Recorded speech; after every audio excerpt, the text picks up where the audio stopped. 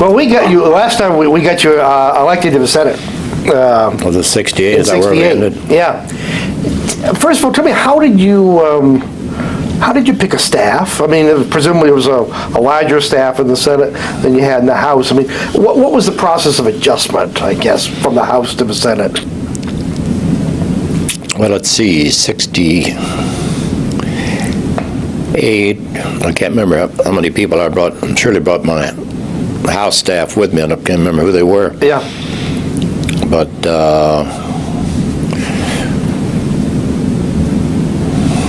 I think in those days, I personally interviewed everybody. I mean, later on, I'll let Sheila do it and others in the office who were looking for expertise in the right committees. Yep. But how important was it that they be a Kansan? it was pretty important to me, at least early on. Yeah. I mean, to me, somebody come to your office and say, well, I'm from New Jersey, or I'm from Wyoming, or whatever. Kind of nice to have a Kansas. But I wasn't, you didn't have to be from Kansas. And we tried to keep a good team on the ground in Kansas, constituent. And of course, in the early days, I wasn't going anywhere in the Senate, so we spent all our time on constituent service, which really pays off.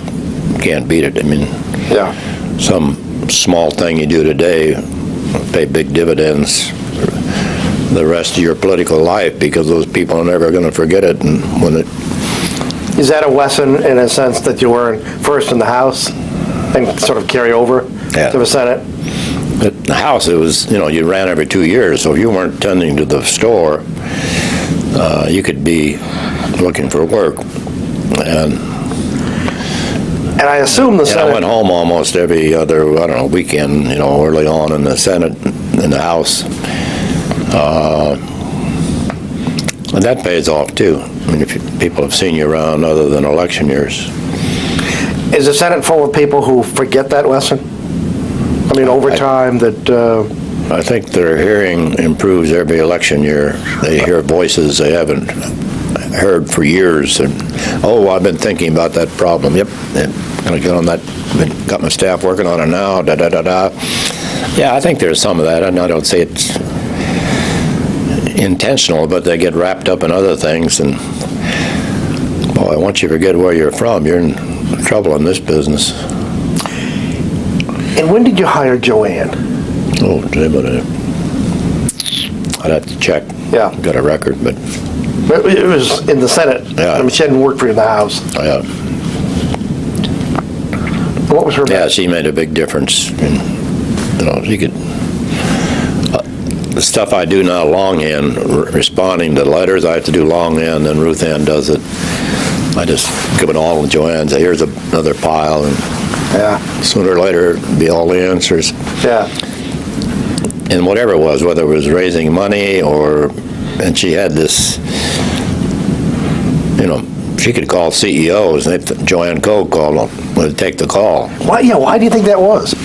I don't know. I think we just people who knew she was very efficient. She cut to the chase. She didn't waste her time. She's tough as nails.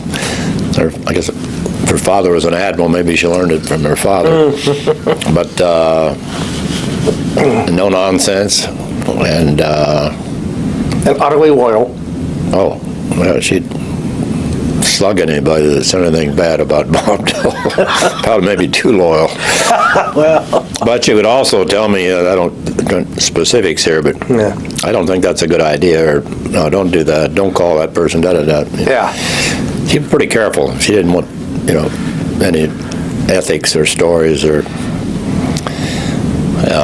because it's legendary, the toughest job in the White House, and presumably in a lot of political offices, is whoever's job it is to say, that's a bad idea. Don't do that. Yeah. Well, Sheila Burke would do that too. Yeah. But the point is, you recognize the need to have people like that around. Yeah, Gary Timchuck's another one who would sometimes say, wait, I'm not sure I'd do this, but I'd say, well, I'll do it anyway, you know. He didn't always listen, but it was certainly nice to have. Sometimes they point out a very obvious reason you shouldn't do A, B, or C, or should do A, B, or C if you hadn't even thought of. Yeah. So if you kind of keep it all to yourself, as some people do, close to your chest, you know, you can make mistakes. I don't mean you have to air everything. Sometimes you have to make a decision on your own and keep it. Fundraising must have been, I mean, almost from day one, of a different level from what it had been up until then. Was that the case, and how much I hated it. hassle? The bane of my existence was fundraising. Yeah. I didn't mind going to fundraising events, but to get on the telephone and to call somebody and say, you know, I'd like to have you send me $1,000. It just almost, I could hardly do it. What's the person going to do? They're going to say no? I guess some did, or some said, well, let me think about it, whatever. But if they've got, particularly when you're the leader of the Senate or the Republican leader, and you're calling up and saying da-da-da. No, I wouldn't mind calling for, say, Rudy Boschwitz or somebody else and say, I'm trying to help Rudy raise some money. Now, Elizabeth's just the opposite. She's on the phone right now. She'll be on the phone today for 6-7 hours. Really? And, you know, and nothing wrong with it. You have to do it. Do you think there's something about your upbringing that makes it difficult for you to ask for yourself as opposed to someone else? Or? Well, I think, but I've never been one to ask for a lot of help. I try to do it myself, whether it's getting dressed or whatever. Maybe I learned it in the hospital. Yeah. But,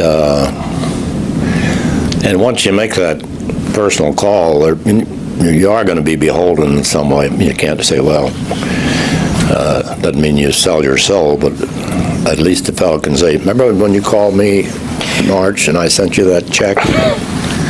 Thought you'd like to know I've got a little problem here. So. I was going to say, without naming names, obviously, have there been instances where, you know, people pretty blatantly wanted something in return? I mean, does that happen? Oh, I'm sure that happened, yeah. But there are people like Dean Evans, since passed away, who would raise a lot of money for me. I can't remember ever asking for it. He just liked me and he thought I was doing a good job. I beat the guy he supported for Congress, Keith Sebelius, and we became good friends. And Jordan Haynes from Wichita, another great friend.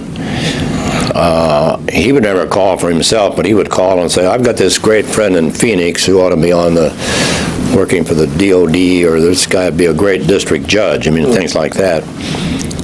Not because he gave me money, because he was my friend. He thought this was a great idea. And obviously it didn't hurt him any to go to somebody and say, well, Senator Dole's going to nominate or send your name in for a nomination. But he was just a good friend. He wouldn't ask me to do anything I shouldn't do. So. Did you think about what your priorities were going to be as a freshman senator? I mean, your first speech, of course, was about disabilities. Yeah. What prompted that? Was that just a natural? Well, in the old days, they don't do it much anymore, but even then, they didn't do a lot of it. I guess, 40, 50, 60 years ago, when your maiden speech was quite an event, you know, and you just didn't get up the first day and pop off like they do now. I mean, once you set foot on the Senate floor, you can get up and say anything. And I think, even when I arrived, at least you waited a while and sort of understood where the men's room was and where the Democrats were seated and where you were seated and all that.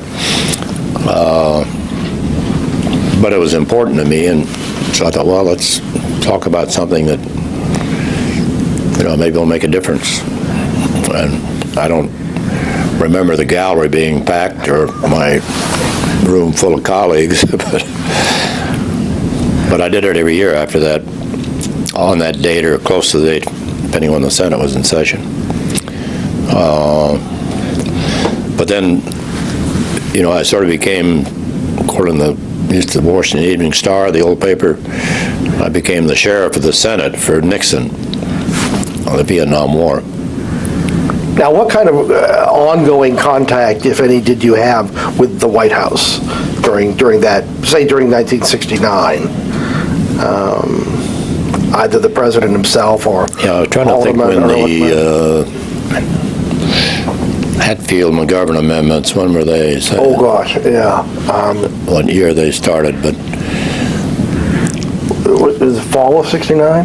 When the moratoriums and the demonstrations were really building? bombing of Cambodia, I can't quite remember when. Spring of '70. Is that 70? Yeah. So I think Lynn Nofziger sort of got me involved. He was in the White House.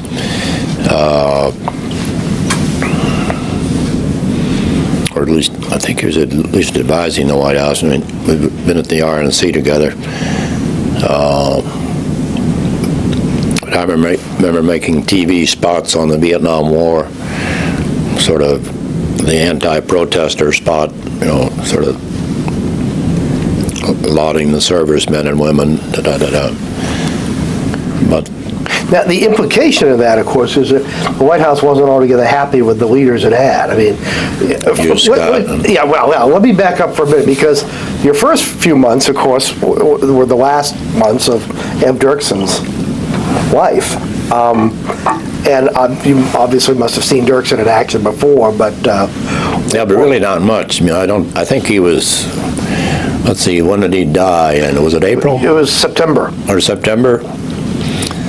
So, I'd had little opportunity to watch Dirksen, but I don't think he was even himself February, March, April, May. Then when he finally got sick and wasn't even around. But he didn't welcome you and the other newcomers to the Senate in any kind of formal way. I don't remember any event that really, just sort of separate from anything else. Yeah. I have a better recollection of Senator Ruska for some reason, maybe because he was a neighbor and he sort of took an interest in me and this kind of thing. He later said mediocrity wasn't a bad thing. The Supreme Court. But he was, I thought, a pretty good guy. Yeah, who were the people who sort of stood out at that point on either side of the aisle? Or who? I mean, well, Senator. Let's see.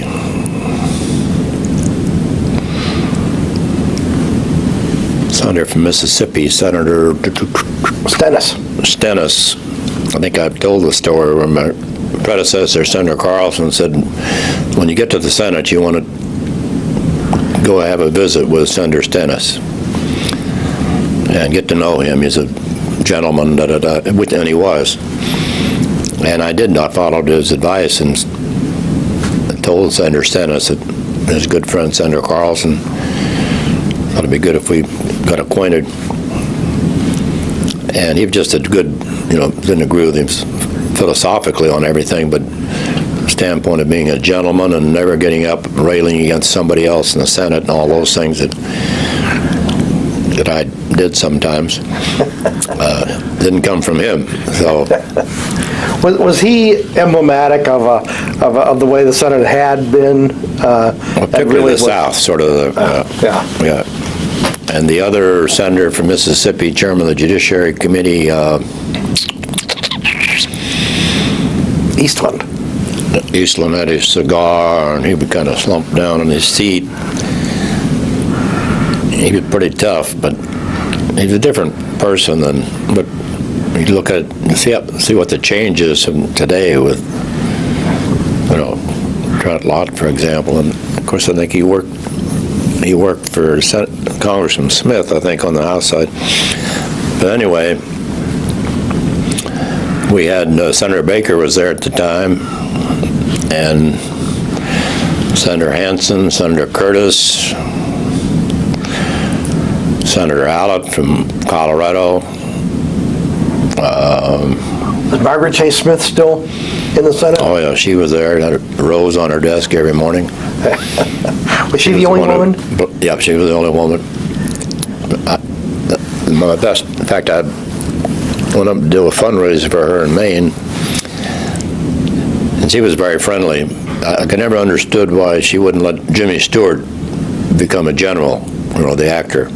She blocked his nomination every year for some reason, I don't know. And Ed Brooke was in the Senate. Ed Brooke was there. Yeah, that's right. Were you with Ed? No, I didn't, not till later on. Yeah. But then, the Republican Party had two wings. I mean, it had a northeastern And the Goldwater wing. liberal. Scott wing.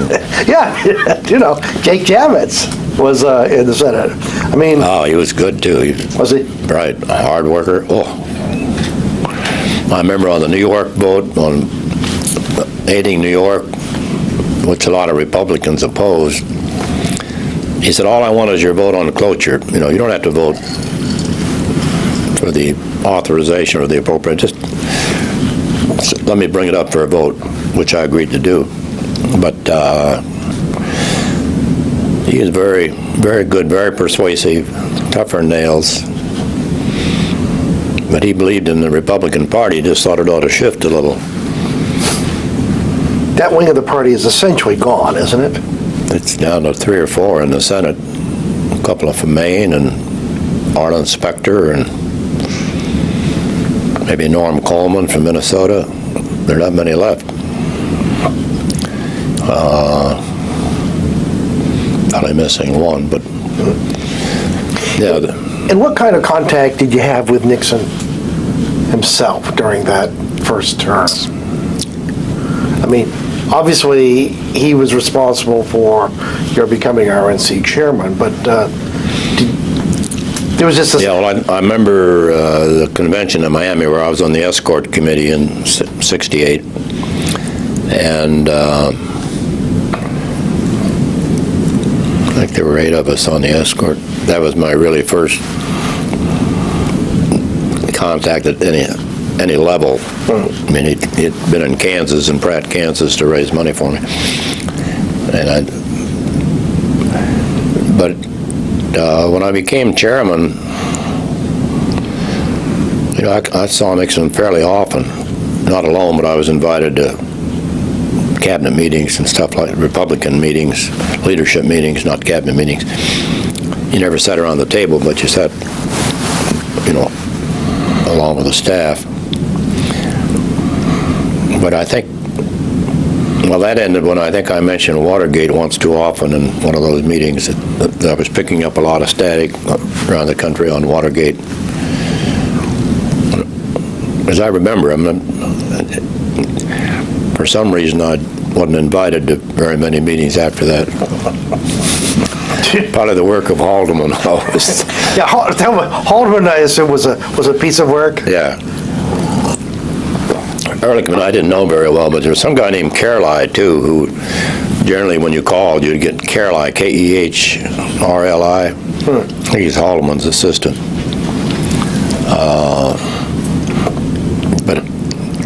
And Haldeman's daughter worked in the Senate cloakroom. I think it was long after he'd gone. Very nice young lady.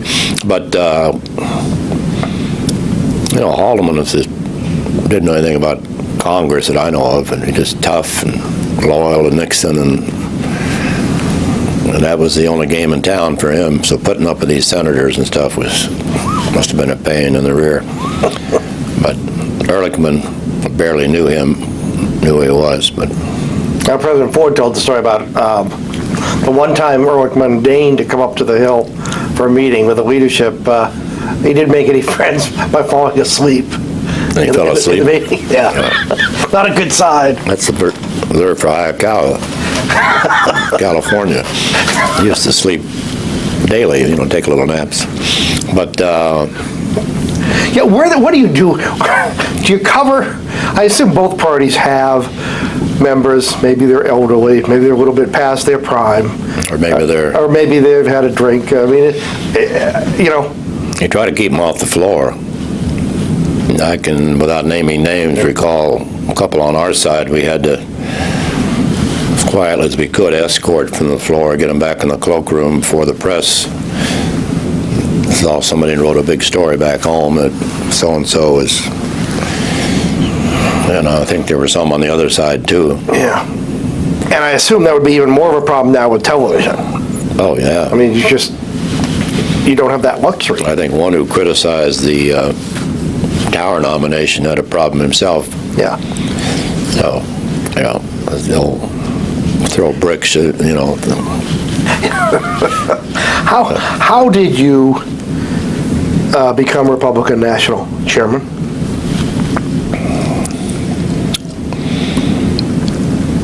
Well, let's see. I get a call from, I don't think I lobbied for it. I don't know precisely how, I know how it almost slipped away. I know all the details on that. But I think the call was from the president. I don't know if it was a total surprise or not, but because I'd been pretty active on his behalf in the Senate. But then once that call was made, the little opposition started developing the Senate with Hugh Scott and Saxby from Ohio sort of leading the charge. And I think Senator Scott, we were good friends, but I think he felt that, I was fairly vocal that maybe I might upstage the Republican Senate leader, though he had been chairman of the party himself. So I think that's why he had Saxby do it. Said I couldn't sell beer on a troop ship or something. One of Saxby's comments. I mean, it's a funny line. Yeah. So It probably didn't seem funny at the time. But so then they started to get so bad. They called me up and said, "Well, sorry, this is not going to happen." And as I remember, I got the call late afternoon, and so I headed for the RNC. Rogers Morton was the chairman, and I started trying to figure out what to do. And I remember the raining cats and dogs, and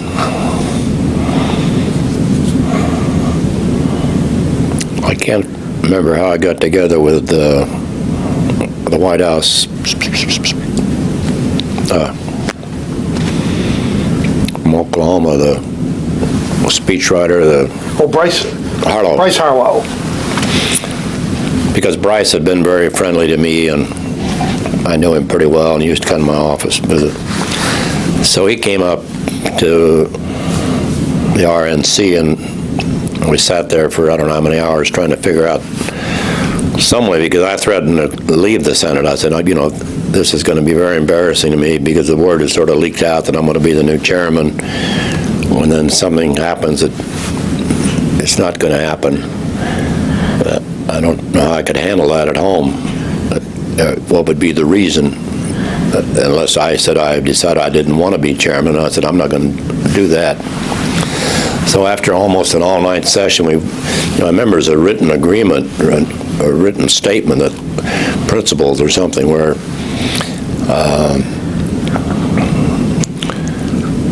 I would stay on for a while, and Nixon would help me raise money for my '74 election.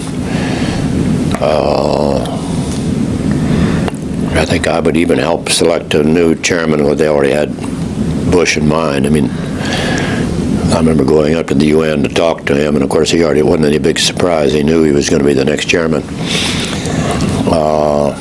Was that difficult? Yeah, in a way, because I knew I wasn't leaving voluntarily. My theory was we'd been through a tough election, and I wanted to enjoy being chairman for a while. We were not raising money and beating people over their head, just be chairman of the party. Because we were doing some pretty good things. We took the front doors off, had the open door policy. We started working with a group of black Republicans, Republican conference.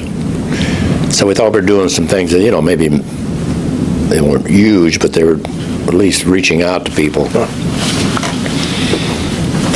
And that's the time, who was it? Phillips wrote the book, Emerging Republican Majority. Yeah, Kevin Phillips. It was later turned far, far, far to the left. Yeah. his wife used to work Ways and Means Committee in the House, but Did you sense that Nixon cared personally about those kind of party building activities?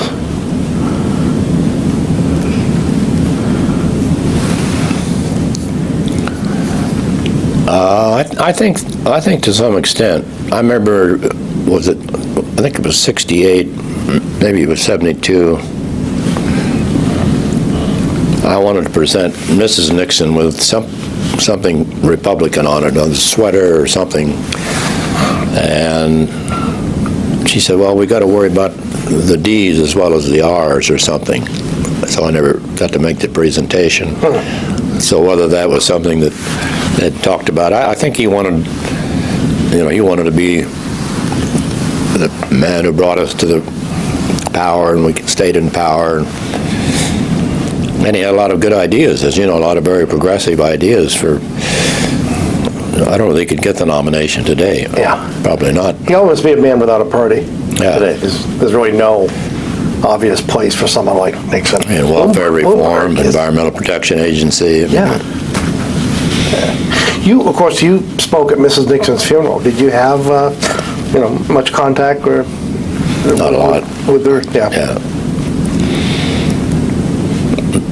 I don't think she had a lot of contact with many legislative types. Yeah. Yeah. I don't know well, you probably know better than I. But just. Her contacts were fairly private, personal, friends. Yeah. Probably, he's not a very public person, I think that. Yeah. Not like Julie, for example. Right. Let me back up, because, of course, Vietnam is raging. Oh, yeah. And you at one point offered an amendment to repeal the Gulf of Tonkin resolution. Ironically, sort of parallel with what some Democrats are talking about now in terms of the Iraqi war resolution. What was the background of that? I've been called about that because some law firm here was checking it out, I guess for Republicans, I don't know. Not our law firm, but another. That's when Fulbright said I stole his cow, it was his amendment. He wanted to, of course, they later passed an amendment in the committee, but mine had already passed. So. And what was the point of the whole exercise? I mean, why were you introducing his amendment, in effect? Well, I think once, just to, he's kind of a strange person in many ways and kind of arrogant. And I thought, well, why not some junior senator have a little, I don't say fun, but participate in the process there a little bit. So I assume there was a little scheming going on. Did he Plus, we knew it was going to pass because there were a lot of people felt, that Johnson took this little Gulf of Tonkin resolution and it ballooned. We sent more troops, more casualties, more. And I think Fulbright, I think he voted against it initially, one of two, as I recall. Right. So I think he felt some ownership there and probably did, but I don't remember what. It was probably a little impulsive. I think I just decided, well, let's have a little fun today. So. Now, you also established sort of this, to some people, unlikely friendship with Hubert Humphrey. Oh, yeah, we were great buddies. Yeah. And how did that start? Well, I think we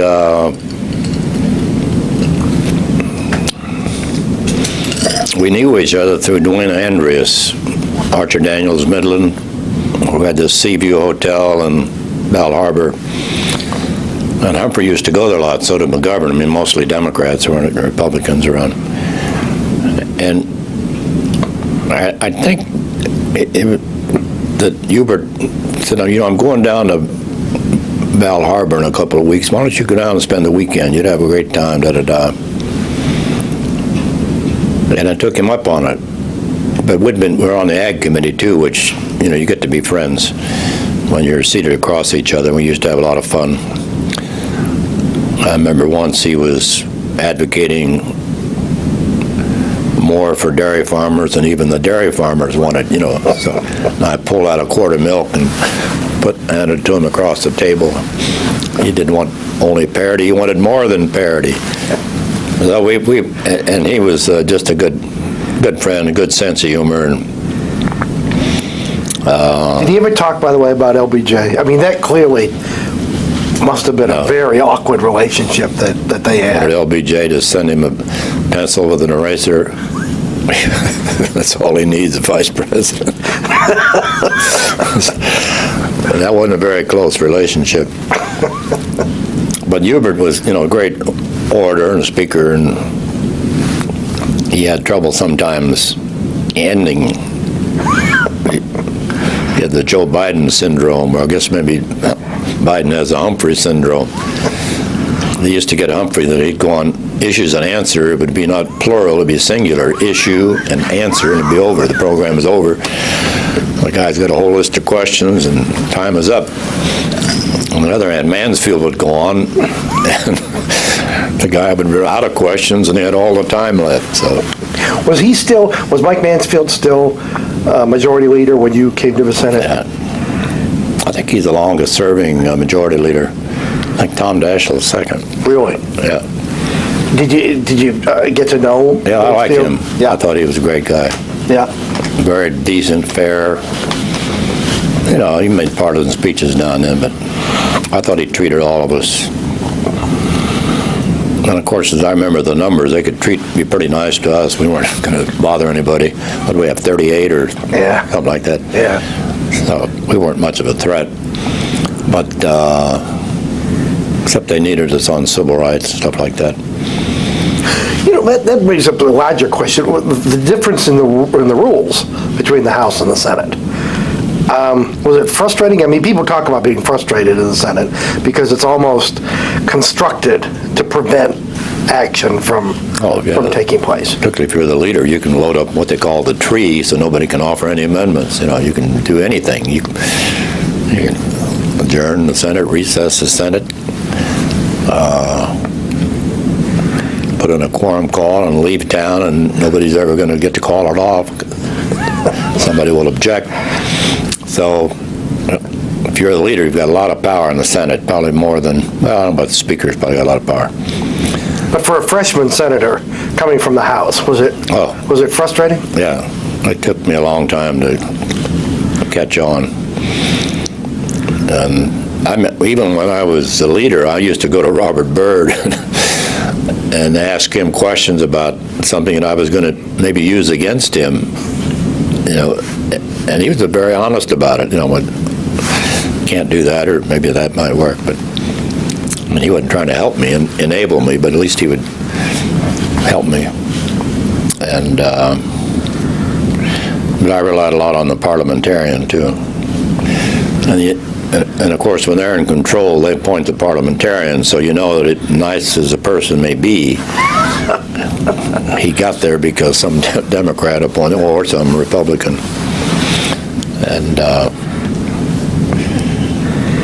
your friendship with McGovern. Now, were you friends in '72?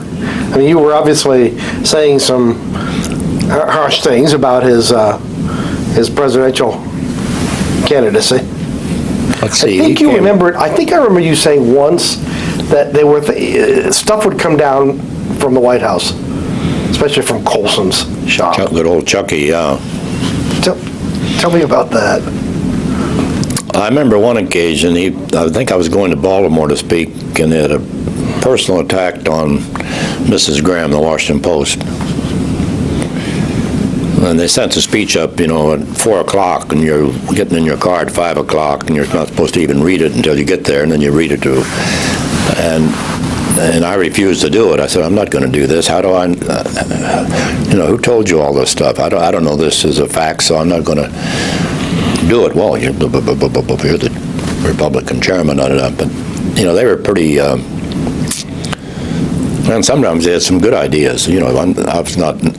I was partisan, but I wasn't crazy. So, and the Washington Post obviously was not on our side on it. They're even more liberal. It's actually a little more moderate paper now. But yeah, Chuck had some zingers. I can't remember. He had some help too. But if you didn't watch it, they'd stick something in your speeches. I sort of paid to read them over once before you gave them. Do you remember how you found out about Watergate? Let's see.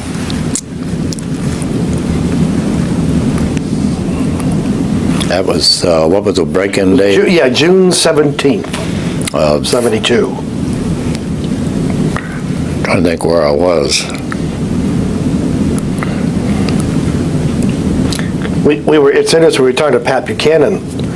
I was talking to Pat Buchanan in another context last week, and I asked him, I should have known, I said, do you remember where you were when you read about, he said, oh, I didn't read about it. He said, I got a phone call about it. Yeah. The day after it happened. I said, really? He said, oh yeah. He said, we were routinely receiving photostats of stuff from the Muskie, campaign. And he said, the minute I heard it, I figured it had to be our guys. No doubt at all. Yeah, I don't know that. I couldn't swear I got a phone call or read it or heard it on the news or something. But initially it was just, it wasn't a big story until it started unfolding. And I never have understood why they did it. I mean, there wasn't any reason that I could think of. Buchanan's explanation, which is, interesting. Nixon would say all these off-the-wall things. Yeah. Get this guy, I want to, and the people who really looked out for his interests would, not do it, or the next day go back and he would not want to do it. Buchanan's theory is someone heard it and went out and did it without bothering to check, and they saluted and went out and did it. But as a party chairman, I mean, you were put on the spot. Oh yeah. Fortunately, I had this CREEP organization, Committee to Re-elect the President. With CREEP seemed like a good name for it. And who was chairman of that? Well, of course, Mitchell was there for. Mitchell was there, but I think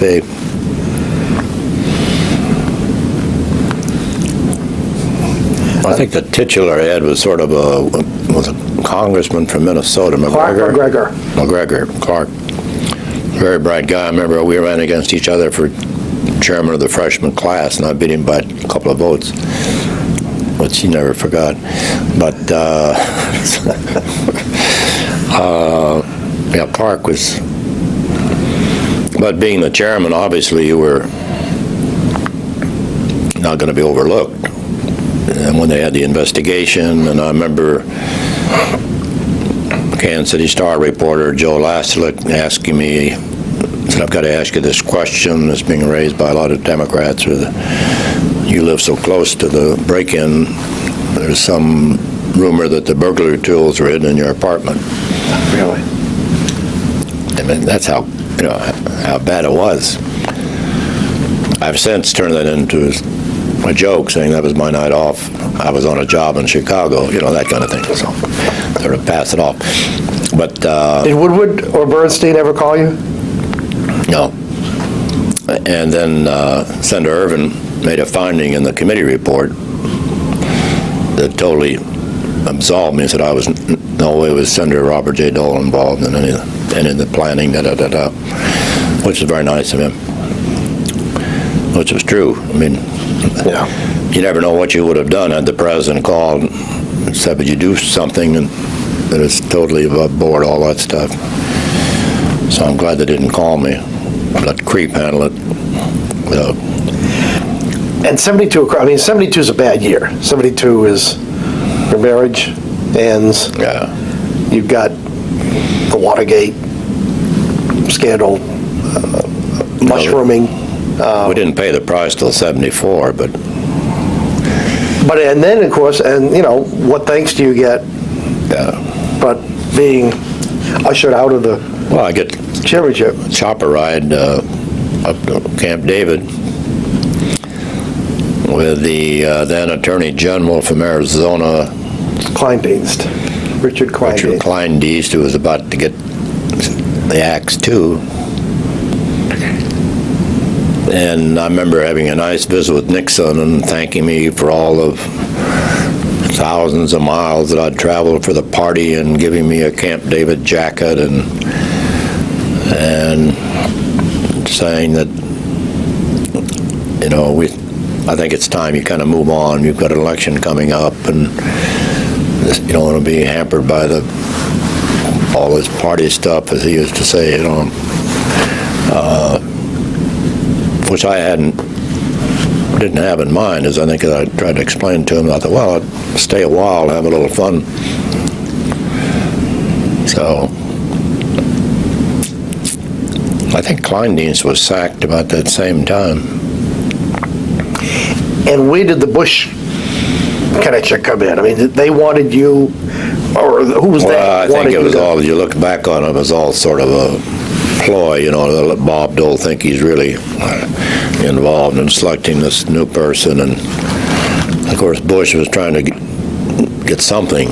He didn't like it where he was. He wanted to be number one somewhere. And I don't think he thought being chairman of the party was any big prize. I haven't read what he said about that in his book. But I went up, he was very nice, but obviously he was not surprised that he was, and he wasn't very excited, as I recall, which probably, think about it, he probably didn't want the job anyway. But at least he was numero uno. Was he ambassador to the UN at that point? Yeah. But when you're chairman of the party, when your party has the White House, you're not chairman of much. You don't make any decisions. You don't speak for anybody except the White House. So your job is just keeping everybody together and traveling around the country making speeches. I don't think that, I mean, I don't know what George Bush had in mind, but I can't think that was really what he had hoped for. So, did you ever discuss any of this with Nixon in later years? I mean, just didn't talk about unpleasant. Pushed me out of the chopper. You know, there are people. I never really blamed Nixon. I always blamed somebody else down the line. I mean, I always thought,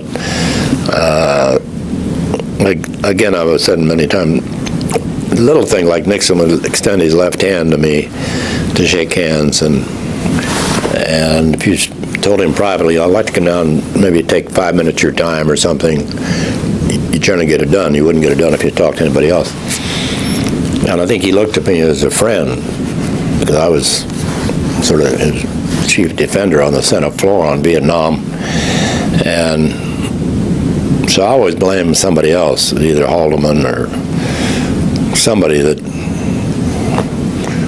but then I probably didn't realize at the time that Ambassador Bush was looking for new challenges, and of course he had his eye on the prize too, so he was, turned out it was probably a pretty good move for him. I remember when the morning we met at the RNC and all the committeemen and women and chairman were there, I said, here they come dragging the new chairman in now. Of course Bush comes up to the podium. Well, we got along fine. I mean, it wasn't his fault, so. Probably, as it turned out, it was probably a good thing I left, because I had a tough race.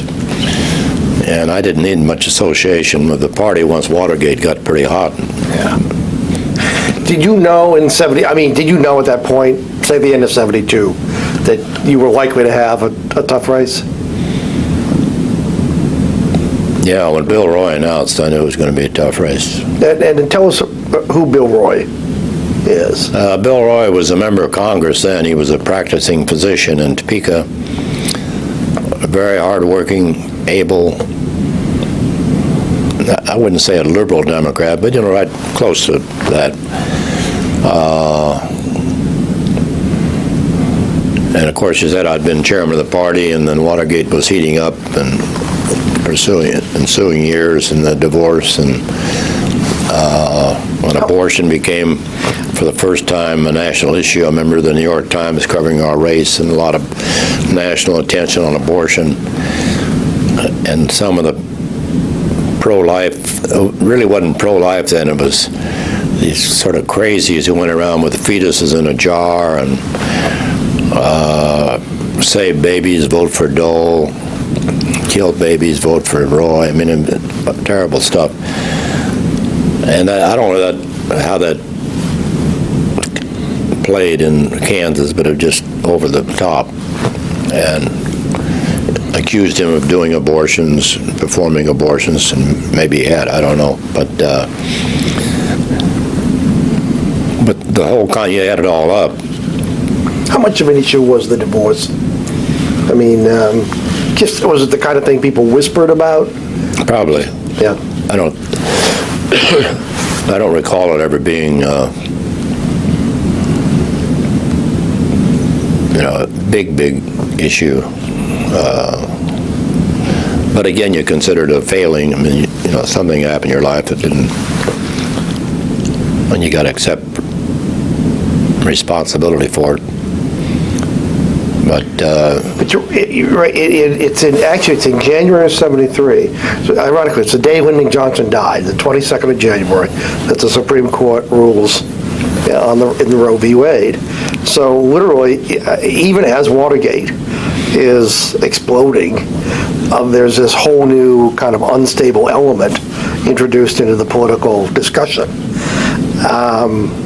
Were you comfortable talking about abortion as an issue? I mean, my sense is that, and I've thought by President Ford, that there's a kind of Midwestern reticence. I mean, a kind of a privacy factor that. Well, we have, I think Kansas has one of the most liberal abortion laws now in the country. But we had those, the rigid, zealous people. And I never even, when did abortion become an issue? It wasn't an issue when Nixon ran for president. No, but so once the court, and so early '73. So we became sort of the test case. And whether we wanted it or not, that's what we got to talk about. The New York Times didn't come out to cover the price of wheat. They saw this as a big, get a doctor who's in that business and somebody else. So,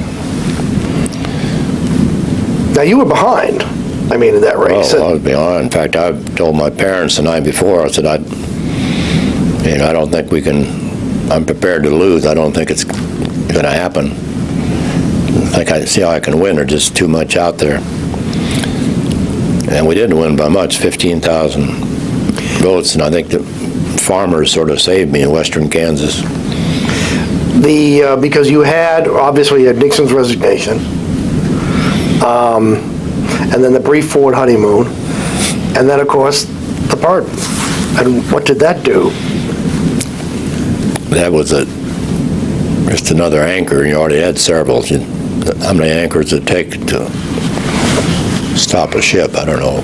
But did you fire your media team at one point? Wasn't there there was a shakeup that took place in the campaign.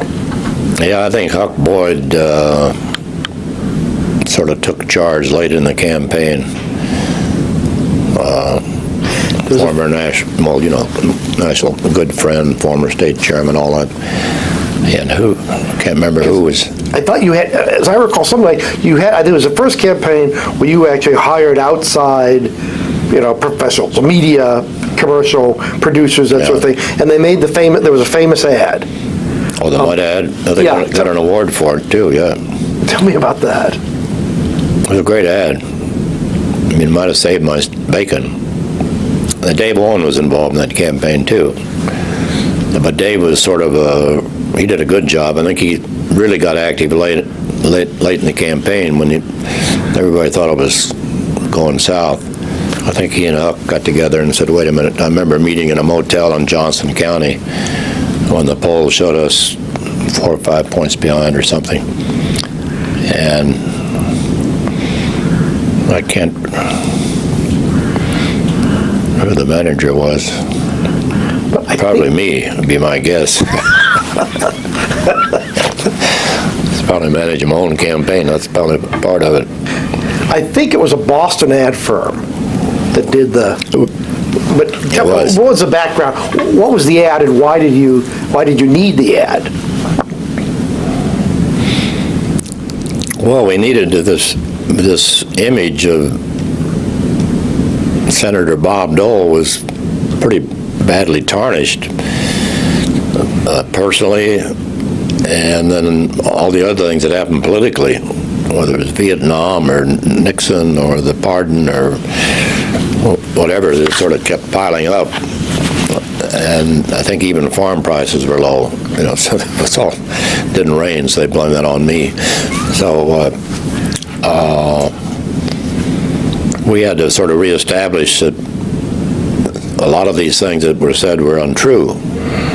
So somebody did a lot of good work and did a lot of research, and they would just take them on 1, 2, 3. I think there were about 7 different things, and show the mud. And then this would be, well, you remember the ad.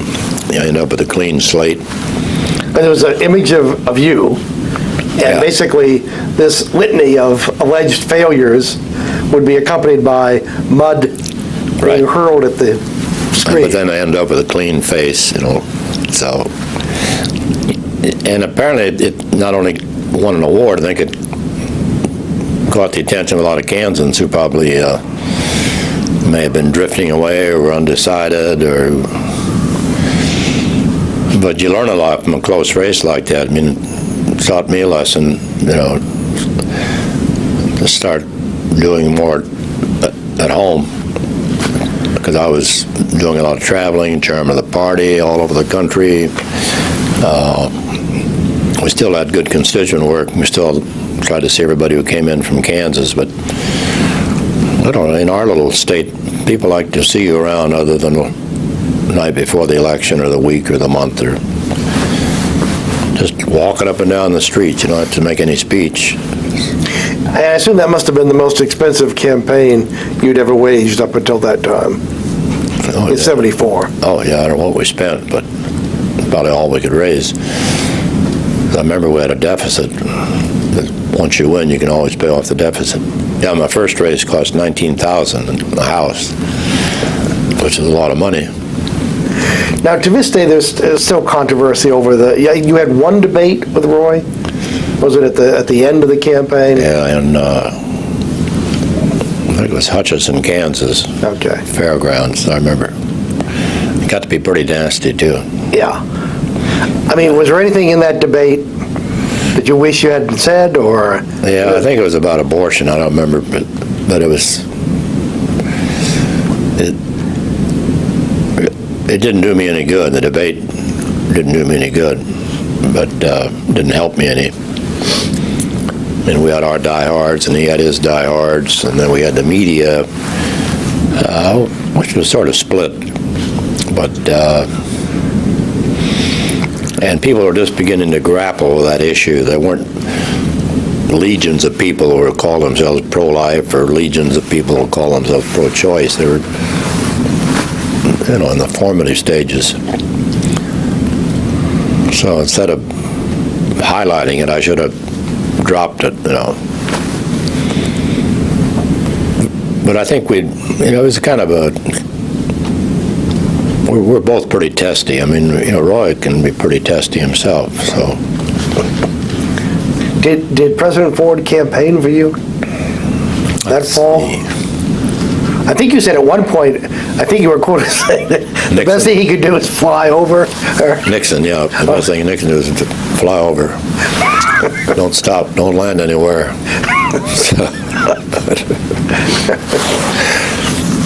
What's that, evil, hear no evil, see no evil, and evil. But I don't think Ford was. Yeah. Was the pardon a real dead weight?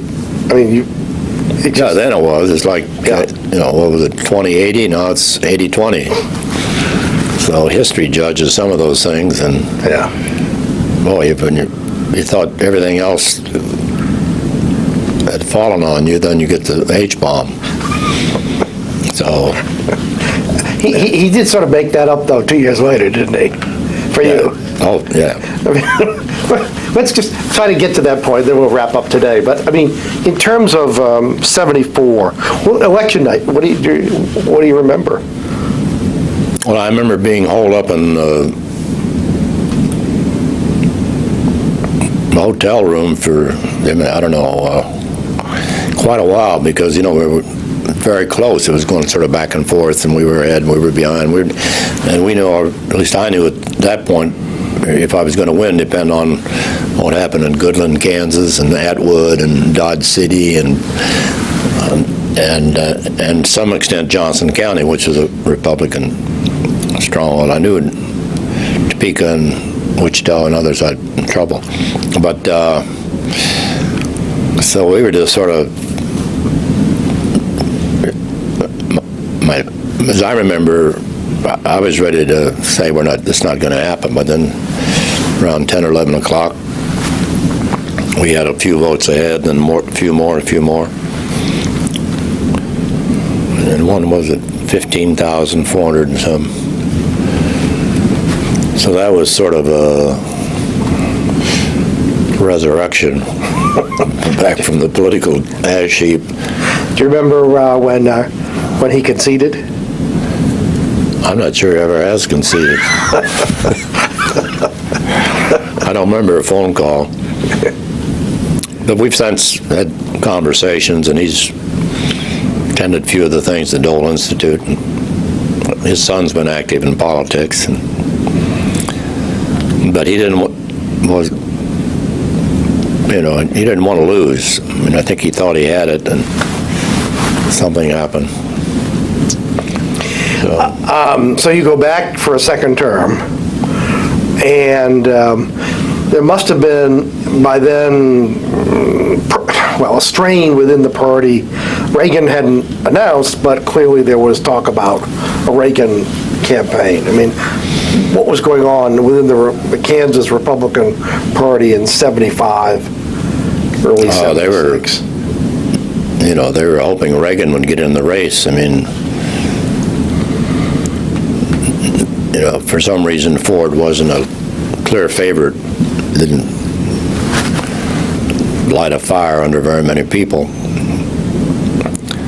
But I signed on, I don't know when, to go around the country and go to Missouri and Kansas and other states, talk to delegates. I think Bob Griffin was with me, and so we got into it fairly early, and I don't know how many states we did, but I think Ford appreciated that. Tell us about Gerald Ford. I mean, you knew him uniquely. I mean, what?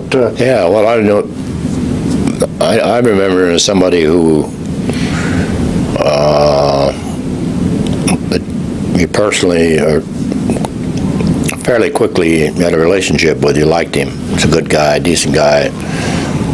Wasn't one of these hot shots, big shots, kind of lorded over you as a freshman congressman. And not that I had all that much contact with him in the first couple of years, but so I you sort of pick out people and whatever you do in life and say, well, I kind of like what that person's doing. Maybe keep an eye on him or her. So I kind of like what Ford was doing. And he was so smart when it came to defense matters, because he was ranking Republican on Defense Appropriations Subcommittee. And he knew this stuff backwards and forward. Plus, he had this great camaraderie on the other side of the aisle. People like Jerry Ford. And so then when he decided to run against Halleck, three of us from Kansas decided would vote for Ford.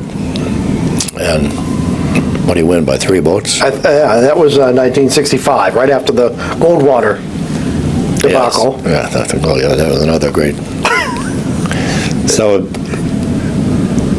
and Ford, of course, I think appreciated that. I mean, we couldn't do a lot for you because we were in the minority, but I don't know. I just thought he was as I've said many times, a good, decent person that you'd like to have as your neighbor and sit down and talk with. Do you think there's a little bit of the Midwesterner too? I mean, that there is a distinct kind of Midwestern value system. And, I think so. Yeah. Even though he was upper Midwest. But, yes. But he was pure enough. But do you think he took a bum rap on that whole question of intelligence? On the what? The whole issue of intelligence. Oh. You know, do you think he took a bum rap? No question about it. In fact, I remember we went out and made speeches about how he's number 3 at Yale or whatever it was, and All-American football player and all these things he had done. Yeah, the old line, he couldn't walk and chew gum at the same time, and he fell a time or two once getting off the plane, right? Slipped. Yeah. So that all played into. But when you listen to him on the Senate floor explain some complicated defense appropriation bill, I mean, not that many people had a chance to do that, but you understood pretty quickly this guy he not only knew what time it was, he knew how the clock was made. Don't you think there's a bias that, first of all, people think because Midwesterners speak slowly, that they think slowly, and secondly, if you're not facile or, quote, eloquent, even if you buy the eloquence, that's how opinion makers. But he was a Yale. I mean, you talk about, he was one of the from the right school, but and I don't, as I remember in the House, I don't remember any press people jumping on Gerald Ford. It's only when you get up the ladder a ways, when you're in the minority, even though you may be the Republican leader, well, you're not going to cause much harm and create many waves. But they had the Evan Jerry show for a while, that. Oh yeah, Evan Jerry. It used to be Evan Charlie, then Evan Jerry. Just try to get a little press. I mean, Republicans, just to get your name in the paper. I mean, the party's name is almost had to buy an ad. So they would have these little. I think it was on a Saturday or Friday, not Saturday, or maybe it's during the week, because Friday would not be a good day to get any press. But. And I knew other people from Michigan, Cedarburg, and Griffin, and others who were close to Ford, and they were all good guys. And they all thought a lot of him. So, was he the dean of the Michigan delegation? I think he probably was. Oh, either he or Cedarburg. Yeah. The vice presidency. Now, you saw Nelson Rockefeller, who was a pretty unhappy vice president. Were you there? Remember there was this famous incident where I think he was called to task, maybe by Senator Byrd. He was, for some ruling about, it had something to do with the cloture. And eventually, actually, they reduced the cloture from 2/3 to 60. But somehow Rockefeller tried to involve himself in the debate on the floor or something, and didn't recognize someone. I think maybe Jim Allen from Alabama was involved. Yeah, I do remember. Did you have any contact with him when he was vice president? Oh, he used to go up and say hello when he was presiding, or. Go in the back little room there and say hello, and I remember once he invited me out to his house for breakfast. I remember, I think 2 or 3 of us, sort of junior members. Was that the place out on Foxhall Road? Yeah. I can't remember what we talked about, but I can't remember what we had for breakfast. But well, I'd be impressed if you did. Yeah, it's probably pretty good stuff. Eggs Rockefeller. He was not happy as vice president. No. I mean, that was no secret. Yeah, but I don't think he was happy about being kicked out either. Yeah. I mean, he had obviously wanted to be president of the United States, and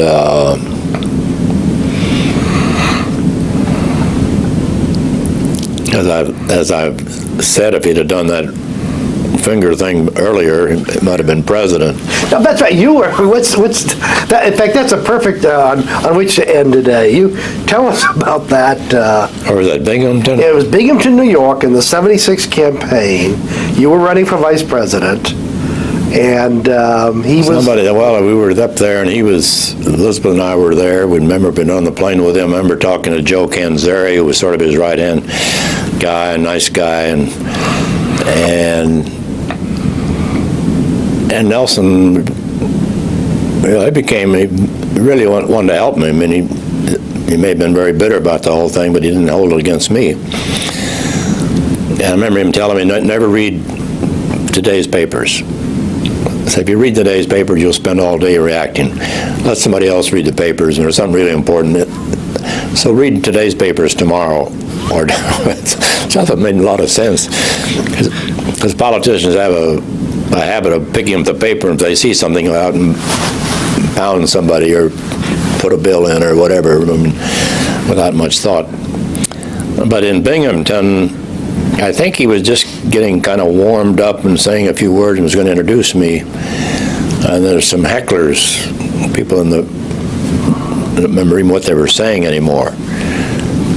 And then that's when he gave the famous sign. One finger salute. Yeah. I think he said something too. What would he? Anyway, he got the message and he got a lot of applause.